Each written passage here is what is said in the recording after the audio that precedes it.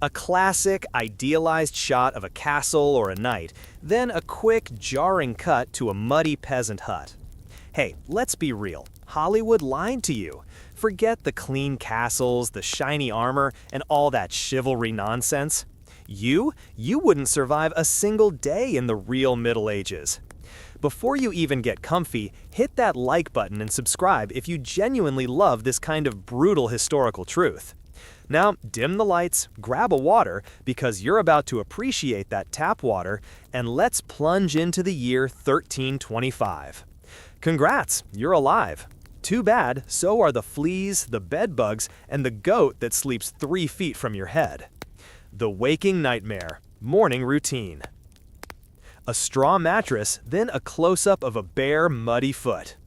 You blink awake. It's 1325. Your alarm clock? A church bell clanging like a maniac.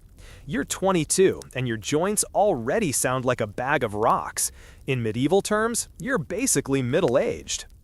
Your bed is a straw mattress, stuffed with last season's hay, which is now a 5-star hotel for parasites.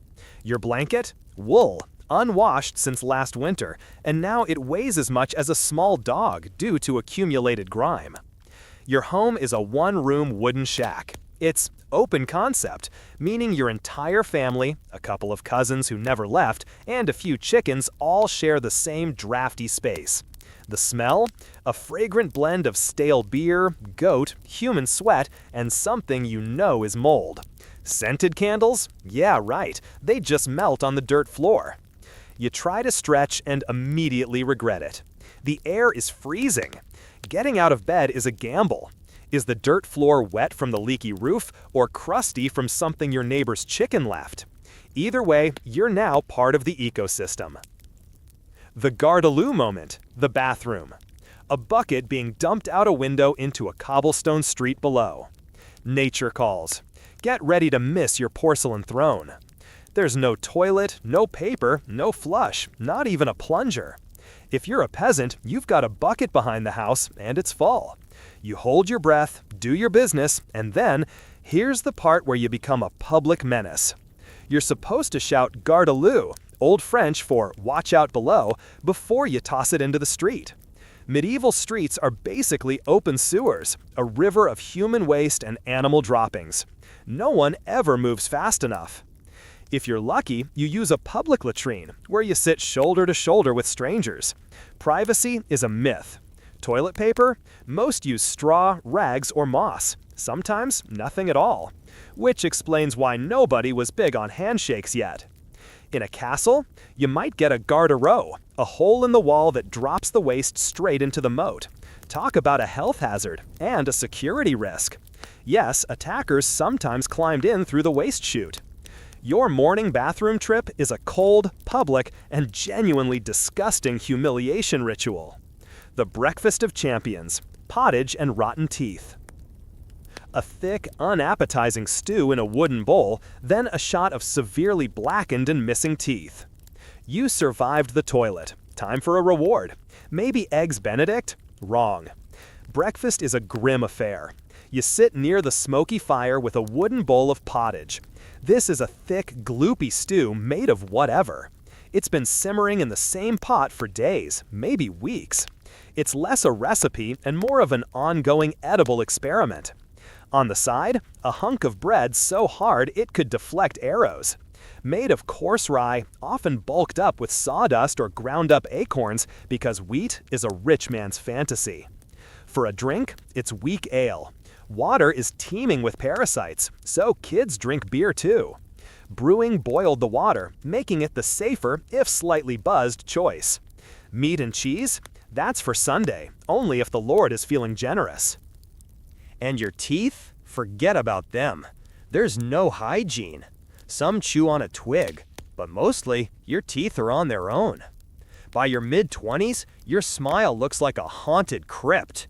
Sugar is just hitting the elite, who get to rot their teeth faster. A toothache? Get used to it.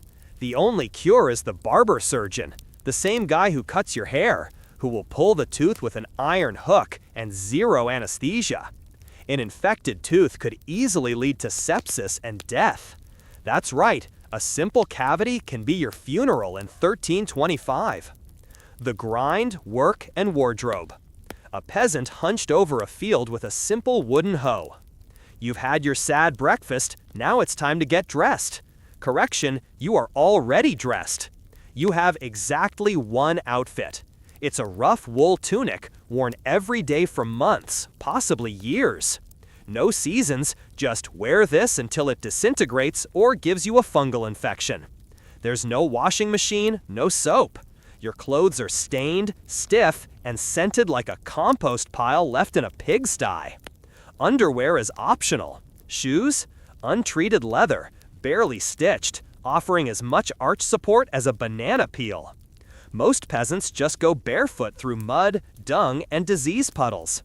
The result? You itch constantly.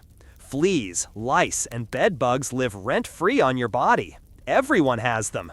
You'll be scratching your armpit with a wooden spoon while chatting with the priest, and no one bats an eye. Now, time to work. You're a peasant, working the land that belongs to a lord who doesn't know your name. It's sunrise to sunset, 6 days a week. Your tools are a wooden hoe and a rusty sickle. Your job is simple. Don't die while laboring for someone else's comfort. If you're a woman, you do the field work plus childcare, cleaning, cooking, spinning wool, and feeding the animals. Kids start helping around age 5. No school, no toys, just a tiny wooden rake and a dream of not dying from the flu. Your job isn't a career, it's a slow-motion endurance test. The end. Death and reality check. A single grave or a blurred image of a busy street with medieval punishment. You've made it through the day. The lice, the leeches, the toxic stew, the arbitrary violence of the streets.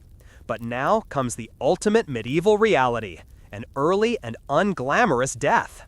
If you make it past 40, you're a statistical miracle. Life expectancy hovers around 30-40, but that's dragged down by infant mortality. Nearly half of all children die before age 5. If you survived childhood, you face new enemies. Childbirth, the leading cause of death for medieval women. No prenatal care, no sterile tools, just blood loss and prayer. Infection, a small cut in the field becomes sepsis.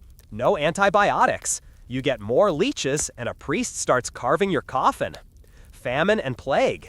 Entire villages wiped out by one bad harvest or a whisper of the Black Death. And justice? It's not protection. Steal a loaf of bread? You could lose a hand. Accused of lying? Your tongue might get pierced. If you're suspected of a serious crime, you face trial by ordeal. Stick your hand in boiling water or get tossed in a river.